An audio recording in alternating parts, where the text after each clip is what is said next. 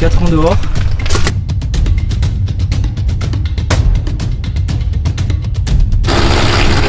Première extraction de fenêtre. Oh, le mastic il est mort. Y'a quelqu'un? Ok, donc les nouvelles sont pas bonnes. C'est pourri. C'est pourri. Du coup on va devoir tout enlever, tout pourri et tout refaire. Des miettes. Avec le terre-ferme, là ça rigole plus. Bon voilà, il s'est passé quelques jours. On enlève toutes les fenêtres du camping-car. Il y avait ça d'eau en bas. Allez, c'est parti. Hello. Hello, bienvenue dans une nouvelle vidéo de... Moi c'est Peter. Dans cette vidéo on va parler gyro-roue, non on va parler camping-car.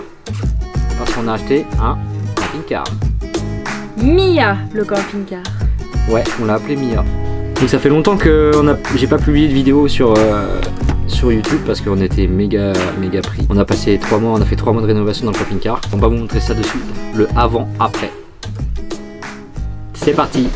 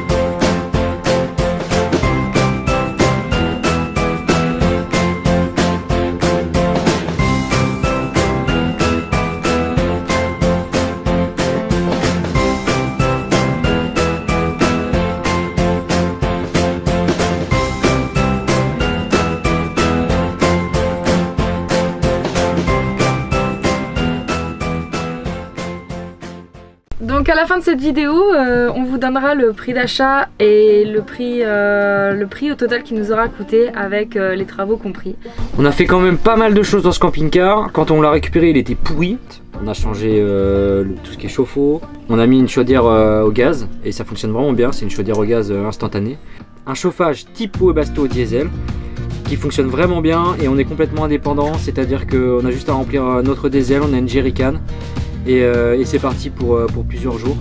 Et l'avantage c'est que du coup le gaz, on a uniquement le chauffe-eau, rien d'autre, même pas le frigo. Pour le frigo, nous avons acheté un frigo 67 litres. Non. Si, c'est ça. Ça fait longtemps hein, qu'on a fait la vidéo, ça sent hein, putain.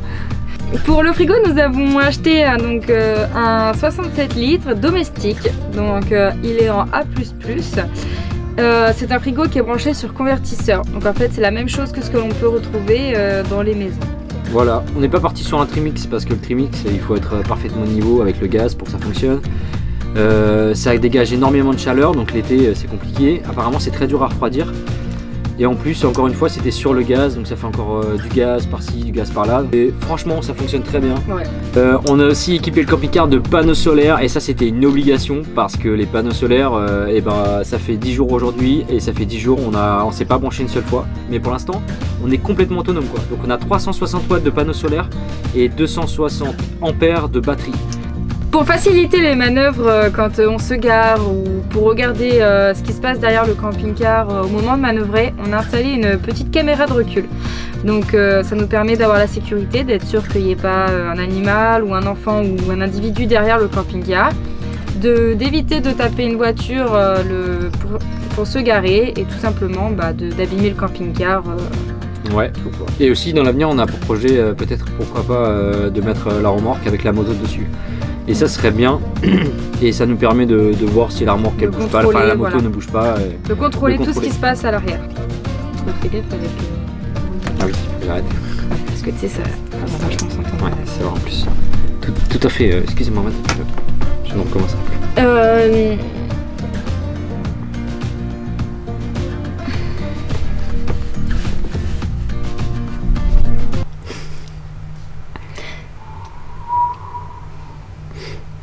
Ça sent lisier là. De ouf. Pour ce qui est des prises, on a fait le choix de mettre des USB déjà pour faciliter parce que non, c'est même pas pour ça, je sais pas. Bon, pour faciliter le voilà, des prises quoi. USB. Alors, les USB, on en a mis partout. C'est ça qui est important, c'est qu'en fait, on en a mis au niveau du lit. Il n'y en a jamais assez des USB. C'est comme dans une baraque, dans une chambre, t'as jamais assez de prises. Et ben là, j'ai dit, j'en mets partout.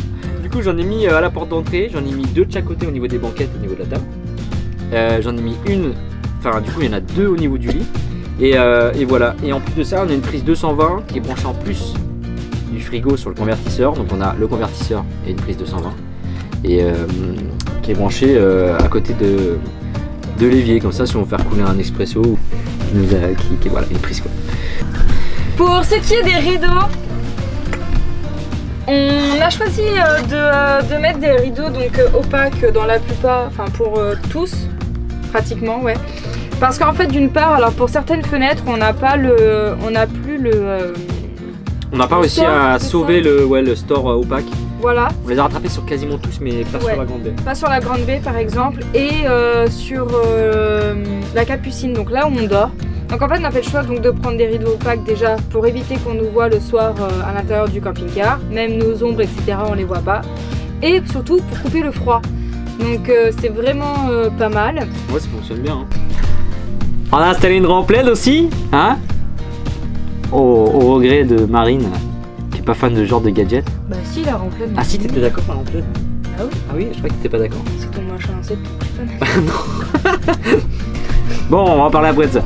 Du coup, on a mis une rampe LED parce que c'est des feux un peu jaunes et qu'on voit pas grand chose. Et là, ça fait un peu gadget, mais c'est pas mal quand même. Moi j'aime bien. En plus, ça me rappelle un peu l'ambiance off-road d'Australie qu'on a découvert avec les 4x4, donc moi j'aime bien. Même si on peut vraiment faire de 4x4 avec des camping-cars, mais oui. Non, rien à voir, mais je veux dire, même la rampe LED, certes ça fait gadget parce que bon voilà, c'est pas une rampe LED de top qualité, machin bidule, mais franchement ça éclaire vachement bien la nuit, on voit quand même vraiment la différence et c'est quand même important. Ouais, ça n'a rien à voir quand même. Et du coup, j'ai installé un petit truc là. Ça, j'étais pas d'accord. Bon, évidemment dans mon camping-car, j'ai installé un petit gadget les gars. Ah, qu'est-ce que c'est que ça? Écoute.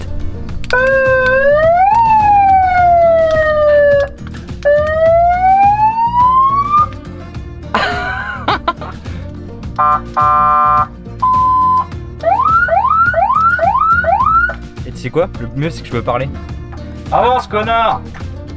Ouais, c'est drôle. Au moins comme ça quand t'arrives chez les gens ils savent très bien qui c'est qui arrive, tu vois. Moi je trouve ça pas mal. Décidé de refaire faire les banquettes entièrement. Donc on a choisi du simili-cuir blanc avec des petites paillettes argentées. Décorées de boutons dorés, donc pour toujours se rappeler cet univers blanc et doré dans lequel nous avons choisi de restaurer le camping-car. On a parlé de la douchette. Ah, la douchette. La douchette, la base, la douchette. Pour ceux qui ont voyagé en Asie ou autre part dans le monde, la douchette, vous savez à quoi ça sert la douchette.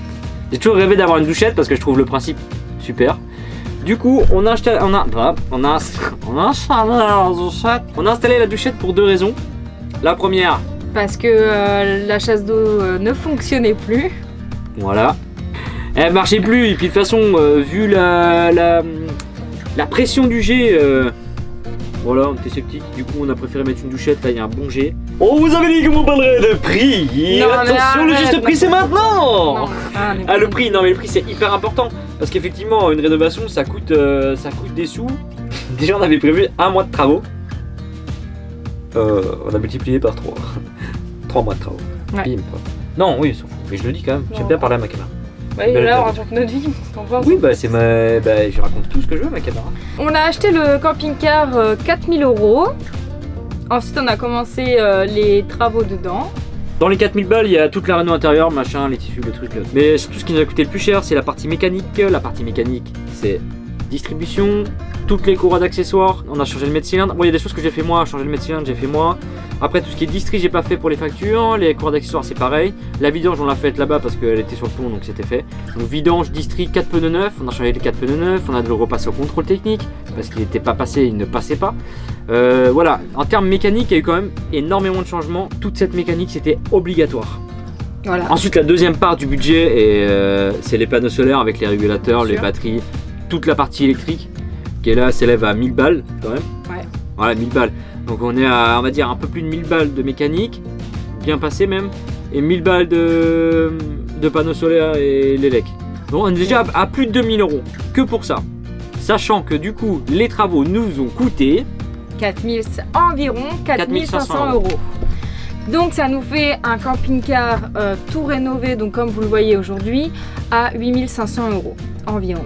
Et nous, la base du camping-car, c'est l'autonomie. Ça veut dire, on avait envie aussi de prouver, et ça c'est le plus important pour nous, c'est en gros, on peut rouler vert, tu vois. Je veux dire, putain, on est 100% autonome, on a que l'eau, quoi, que de l'eau, quoi.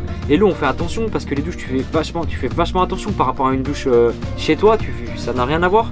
La vaisselle, tu fais super gaffe. Les produits que tu utilises, tu essaies d'utiliser des produits bio, tu essaies de faire attention. Et surtout, l'énergie, elle est gratos. C'est le soleil, c'est beau. Enfin, moi, je trouve ça super. L'électricité que je consomme, c'est la mienne, quoi. C'est le soleil qui me l'a fourni, quoi. Qui est renouvelé. Et ça, c'est top. Et ça veut dire qu'on peut le faire dans les maisons, on peut le faire partout. Et ça, c'est génial. Donc, nous, ce côté écolo, eh ben, on est vraiment satisfait. Ouais. Toi, tes déchets, tout, tu fais super gaffe. Bon, je parle comme si j'étais camping-car depuis 30 ans, mais on va voir. Peut-être dans 2 semaines, je vais dire oh, c'est la merde. Fais chier. Mais non, en vrai, c'est quand même vert. C'est pas mal. Alors oui, il y en a, ils diront ouais, mais ton pétrole et tout. Mais tu mets de l'essence dans ta caisse pour aller bosser. T'es tout seul dans ta voiture. Il y a 3 voitures par foyer. Voilà, nous, on a un camping-car et une voiture, et on est très bien, tu vois. Et c'est notre petite maison sur roue. Voilà, c'est une maison sur roue, quoi. Donc, moi, je fais comme toi. Je vais faire mes courses avec. Je vais au travail avec. On fait tout, quoi. Donc bon, en espérant que cette petite vidéo vous a plu. Et bien sûr, merci beaucoup à tous ceux qui nous ont aidés. Carrément. On a tellement, il y a eu tellement de choses de faites. Il y a des gens, ils nous ont fait des trucs de ouf. Merci à eux. Merci à tous. C'était vraiment top. On a vraiment apprécié votre aide. Et voilà. Peut-être un jour il y aura d'autres projets. Et on aura besoin de vous encore. Si jamais vous voulez suivre nos aventures, donc nous avons la chaîne YouTube, donc là on fera des vidéos pour raconter, vous montrer les périples, tout quoi, toute l'aventure. Et nous avons aussi un groupe Facebook qui s'appelle donc Les Aventuriers du Globe. Et sur ce groupe aussi, nous sommes assez actifs quand nous partons en voyage. Nous postons les lieux, les photos, des vidéos, plein de petites choses aussi. Donc si jamais, en plus de vous abonner à la chaîne, vous voulez nous rejoindre le groupe, c'est avec grand plaisir qu'on vous y accueillera. Et ainsi, on partagera tout plein de choses ensemble. Bon, allez, à bientôt. Ciao. Ciao. Là, comme ça, je peux faire mon atoti. Ciao.